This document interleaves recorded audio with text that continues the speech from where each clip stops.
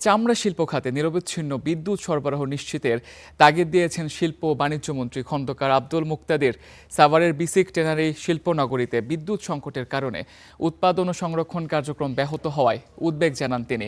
রোববার সকালে শিল্প মন্ত্রণালয়ে চামড়া শিল্প খাতের উন্নয়নে সুপারিশ প্রদান ও পর্যালোচনা সংক্রান্ত এক সভায় এসব কথা বলেন শিল্পমন্ত্রী। সভায় চামড়া খাতের উদ্যোক্তারা জানান, কমপ্লায়েন্স সংকটের কারণে আন্তর্জাতিক বাজারে বাংলাদেশি চামড়ার দাম কমে গেছে। একসময় বড় সম্ভাবনাময় এ খাত গত কয়েক বছরে অব্যবস্থাপনা ও নীতিগত সমস্যায় পিছিয়ে পড়েছে বলেও মন্তব্য করেন তিনি।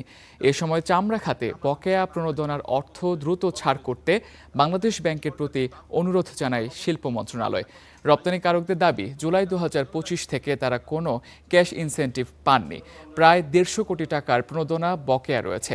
এই অর্থ ছাড় হলে চামড়া ব্যবস্থাপনা আরও কার্যকর হবে বলে মনে করছেন সংশ্লিষ্টরা।